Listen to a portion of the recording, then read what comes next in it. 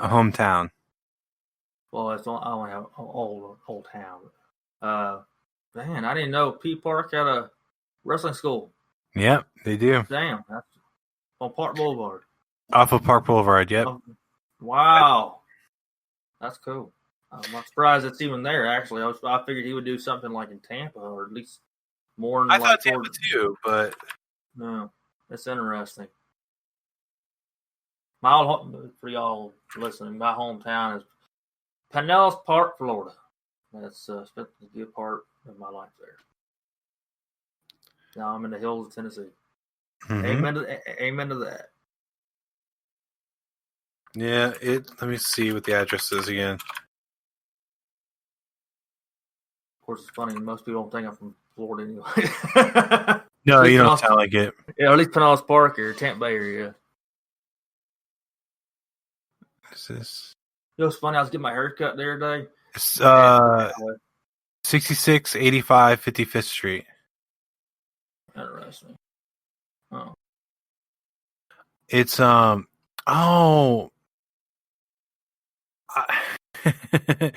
do you remember, to kind of give you an idea, do you remember how there is do you remember where White Lake Apartments are? No. Do you remember where my old grandparents' house is? Yeah. So if you go down and turn left on 58th Street and then turn left again off at 66th Avenue, you're there. Wasn't expecting that area. Yeah, I thought it was closer to Park Boulevard than that. Oh, that's an odd area to have a wrestling school on. But hey, it's cool. Yeah. It's called the IPWA. Side Dojo Pro Wrestling. And I'll have to put that on Facebook one day. But sorry, we're getting off subject. We're not totally off subject, but it's interesting that.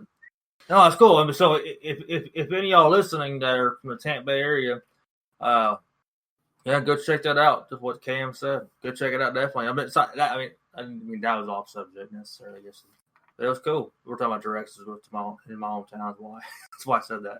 Yeah. Cool. So, and this kind of has to do with the whole drive-in thing too. One of the things I thought the wrestling business should try to do to adapt to it is if there is more drive-ins that open up. What I think would be kind of a good idea for both wrestlers and drive-ins is on days like we have Survivor Series coming up. Survivor Series on a Sunday, start at about 5 p.m. Let the local acts wrestle in front of people that are pulled up in their cars and be able to do broadcast, even if they do commentary, whatever they want to do. But basically to the radio stations like you can do in a drive-in. And then once the pay-per-view starts, you still have the ring up in front, but you're now streaming in the Survivor Series to people while they sit there, and you're going to make a ton of money off of concessions. Oh, yeah. I think being able to do that and adapt to the situation that we're now in, that would probably be a good business venture. I mean, you need the local guys wrestle to start. Is that what you said? Yeah, so do a thing, because usually the pay-per-views, and now it's a little bit different because of the pandemic, but normally speaking, WWE pay-per-views don't usually start till 7.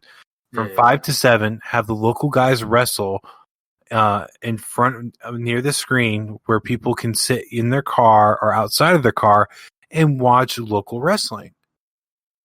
And be able to get their names out there and whatnot. And if they want to do, and then, the main draw would be you can come to a drive-in and watch WrestleMania or Survivor Series on 100-foot screen or plus, probably be bigger than that, but you know what I mean. On a large screen, and we'll have concessions here for purchase. People would do that. Yeah, a little bit. Vince McMahon's not going to do that. Oh, Vince McMahon might not, but he probably doesn't know what a drive-in is anymore. I'm sure he probably thinks a drive-in is like a Sonic restaurant.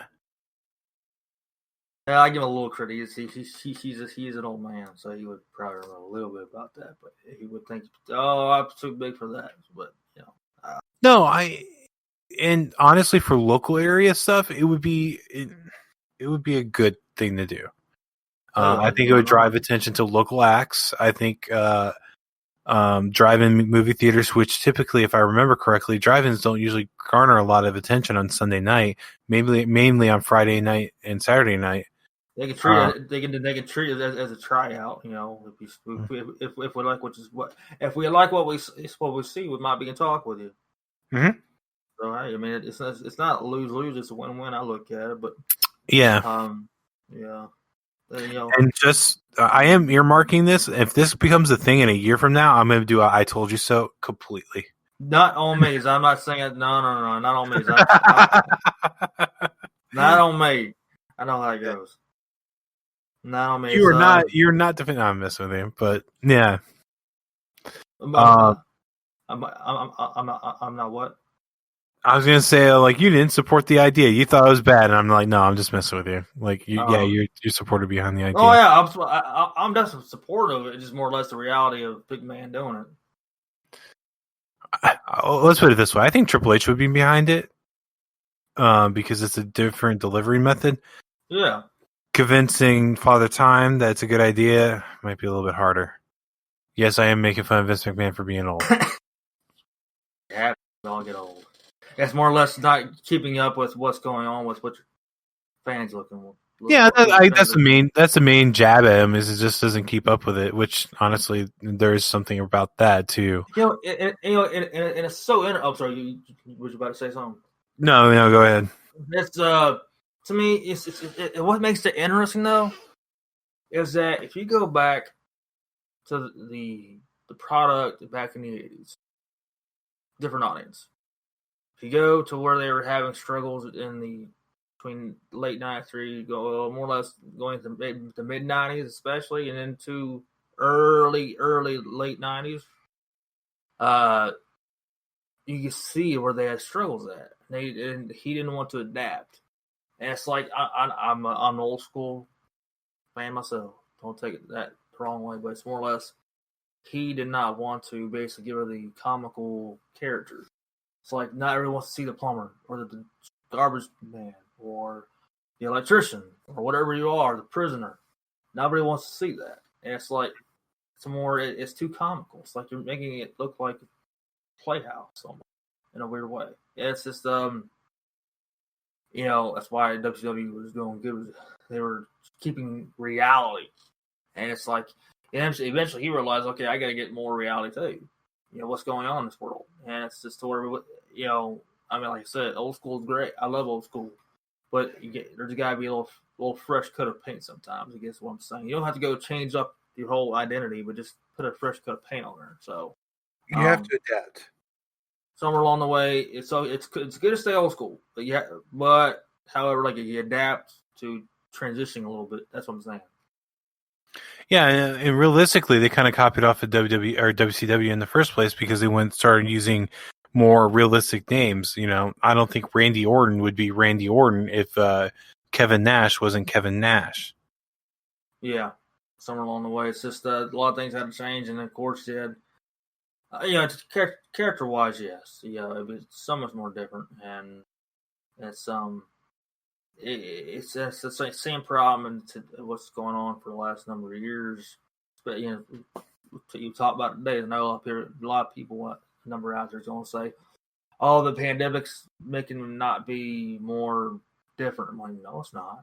I mean, yeah, they had the problems at one time where some wrestlers did not show up because the fear of it. But the writing's not going to stop. Still write stuff. And honestly, that highlighted another problem that they had. They had no one to cycle in to draw. And that's on them. They didn't create stars. They kind of... Exactly. Randy Orton is still in the major storyline that's probably going to never fucking end at this point. I do like that storyline some ways. I know. But he's been around and main eventer, 03? Basically 03. I mean, that's where he started getting his name more at. I mean, started in 02 as on the main roster, but he started getting a little more, the more 03s where he started becoming something much bigger. And then, of course, and we're now nearly 2 decades later, and he's still on there. And it's not a jab at Orton. It's a jab at the fact that WWE doesn't know how to create people. No. They're and now granted, Undertaker absolutely deserves it, but now they're drawing in the fact that Undertaker is retiring after so long. Not saying that Undertaker shouldn't be a character, but who's their draw now for majorly on WrestleMania? Undertaker has been their draw for so many years at this point. What are they going to do? They WrestleMania. I know a lot of people are like, "Oh no, it's Shawn Michaels." I get that. He should have passed the torch to Bray Wyatt a long time ago. You know, they were. I was listening to looking at an interview that Taker and Kane had with some company. I don't know who it was, but Taker, he thought he was going to go over at WrestleMania 30, and that's what one of my topics for today. But yeah, go ahead. Oh, I'm sorry. Good. I don't know. You're right. Keep going with it. Okay. To cover that, he was under the impression that he was going to go over at WrestleMania 30. I understand that. Of course, he finds out not too long before the show that, hey, Vince came up to him, hey, we're going to change it. Brock's going to go over. And he's like, you sure about that? Brock don't really need it. Brock didn't need it. He did not need that win at all. And I didn't even want to win. And it's not just because I don't like him as like the character and the way he's part-time. It's more or less that too. But he didn't need it, obviously, like I just said. And he wasn't going to stick around for the next 10 years or plus. He was, or 15 years. It's like you give it to somebody that's younger. Give it to somebody who needs it. I mean, I thought the guy, especially, back then, I thought Orton had a good chance of having it. But, if Orton was a younger guy now, I thought he'd be the great one, but they have it. But now they're like, well, they both said Reigns should have it. Whether you agree or not agree with the Reigns, I mean, he's the younger guy that's going to be around for a long time. So if it's going to end, it needs to go to someone that's younger. It's got a long career. It's going to be there a lot and has a better build in their career for it. So I thought, definitely, Kane was pissed off, when he saw that happen. He thought it was a mistake. Like a lot of us thought it was a mistake that, when they could count a 3 count on him, and it's like, okay, what happened? There must have been a mistake. Obviously, it was not. So, anyways, what were you going to say, too?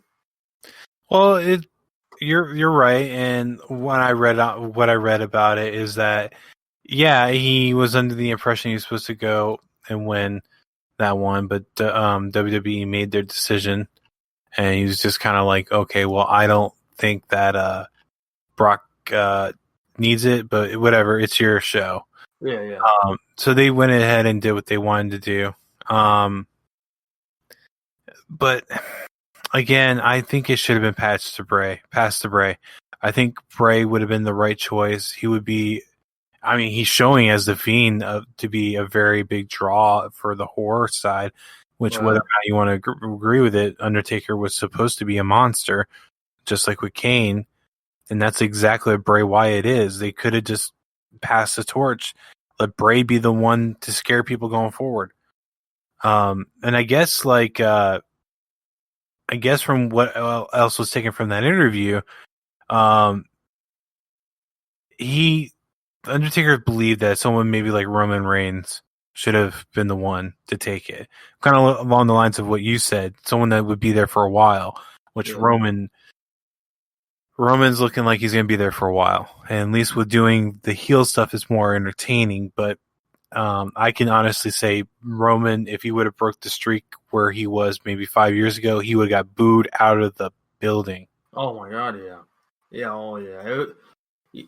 It would have been a bad choice if they would have had a babyface win that. Bad choice. I mean, if he would have gone this Roman, it would work. Well, I mean, he's whatever you want to call him, but it's to where if there was a babyface who was going to win it, they would have to cheat. Obviously, it was not going to be no clean victory and all. Good for you. No. It's got to be a heel turn, or it's already got to be heel in the ring, obviously. But people will want somebody else to win that match. But yeah, Reigns wouldn't have been a bad choice. But I mean, I said if Orton was a lot younger, Yeah, he'll still be around for quite a while, but he don't even need the victory now.